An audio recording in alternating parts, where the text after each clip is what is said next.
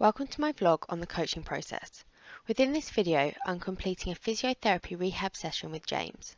James is an athlete who partakes in martial arts and has had a knee arthroscopy that was not rehabbed at the time.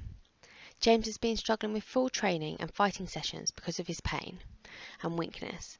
This vlog is going to show our session.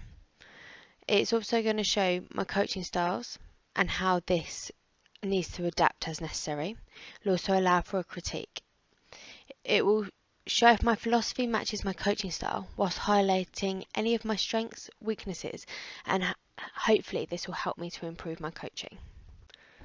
With James, we have already spent several months working upon his range of movement, muscular hypertrophy, maximal strength training, and have just started on some plyometric based exercises. James presents with reduced reactivity through his left leg. However, his left leg strength is slowly improving and is currently sitting at 90% of the right leg strength when comparing single leg presses and his 1 rep max. At the start of the session, we start with a conversation about what James feels he needs and a discussion to help me understand his sport and the necessary skills needed to enable him to train and compete to a high level with minimal pain. It is then my job to help him achieve the necessary physiological changes to help him achieve this. I work with James to see what he can do, jumping and hopping wise, whilst regularly asking him what he notices. This way I can help educate James with what he is feeling and what he is actually doing. Long term, the aim would be for James to be able to give himself feedback and adapt accordingly to this. One of my weaknesses is that I allow James to do a lot of talking. This allows him to be listened to, but stops him from completing his session. I need to appropriately interrupt more and keep the session flowing. An athlete needs the opportunity to ask questions, but answering too many questions can prevent the athlete from learning how to recognise faults on their own. It is, however, important to correct an athlete if an error is present multiple times, before it becomes more than a mistake. My coaching philosophy is that I believe in trying to help a patient or athlete gain a movement pattern that is close as perfect or as close to the technical model as possible. I believe that this will make progressions easier, reduce the risk of injury, and ultimately, we know that research shows a technical model to be the most efficient way to move.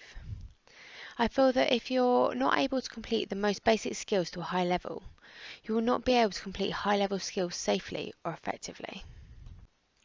To enable improvements and movements becoming closer to the technical model, I use one of my strengths, which is using external cueing. Athletes will all have different preferred learning styles, whether that be visual, audio or kinesthetic learning. With these lunges, James had a sign of Trendelenburg and knee valgus.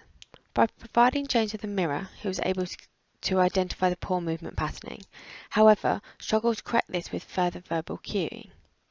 Therefore, I brought in tactile external cueing to help James feel where his knee should be. This, in turn, did help James improve his internal feedback. A similar approach was used later when I looked at box jumps. I also used some good and bad demonstrations to allow James to see his faults. Providing an athlete with feedback is necessary to allow for the correction of errors and to help with the athlete's progress. It can be very easy to overuse cues, and this can lead to confusion and a loss of understanding for the athlete. Additionally, it is very easy to try and use cues to correct a movement whilst forgetting that the true cause for this could be something completely different. For example, I could look at correcting James's Trendelenburg. However, this will not improve James's movement patterning, and without the correction of knee positioning and glute activation, James's Trendelenburg would still exist. Therefore, it is important to look at the beginning of the chain of events to make corrections and only give appropriate cues to allow the athlete to correct this. In this next clip, we're working on box jumps. James has completed these several times before, and therefore it is easy to discuss what is expected from him with his movement patterning. James is working very hard on keeping his knees pushed out, that he struggles to gain triple extension and lands with a wider base of support. We know that James responds well to external cueing. Therefore, I try to give him a visual landing target. This does correct his wide stance. However, I appear to be overloading James with cues and have forgotten he responds well to tactile cueing.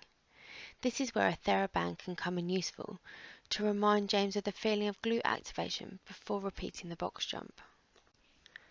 By the time I provide James with the TheraBand, he has practiced several box jumps with the same error.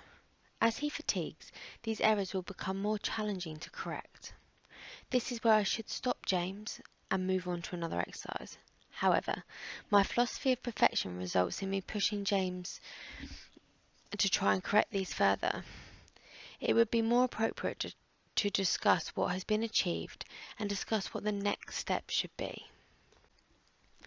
One good thing is that I've provided James with lots of tools and education on how to correct himself and how the box jump should look.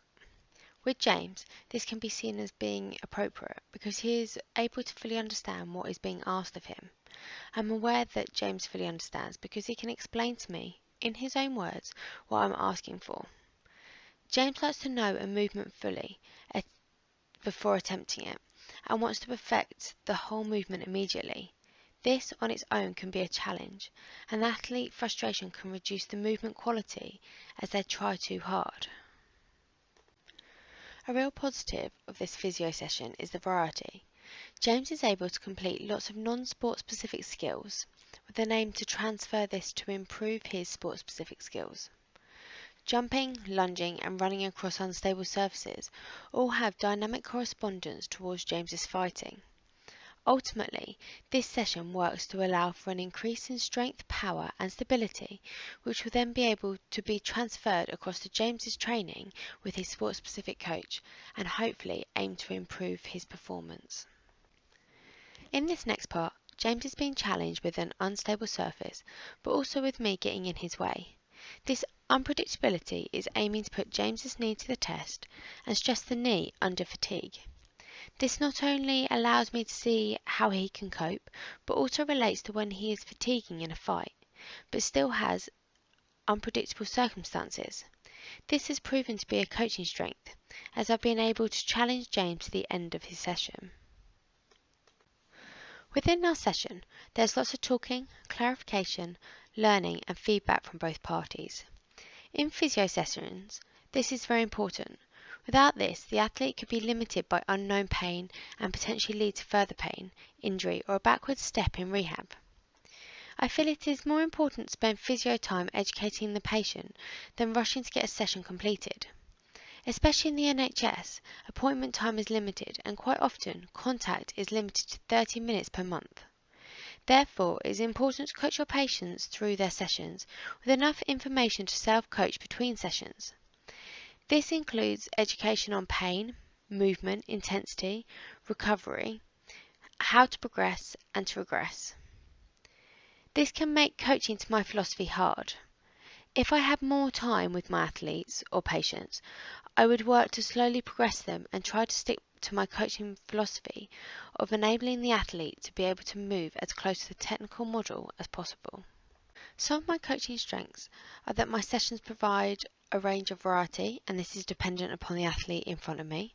For a novice, I will limit variety to reduce confusion and aid high levels of skill acquisition.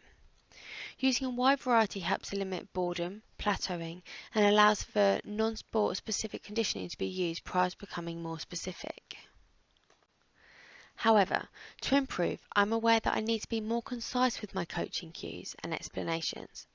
This will stop possible confusion and will make it easier to clarify the athlete's understanding.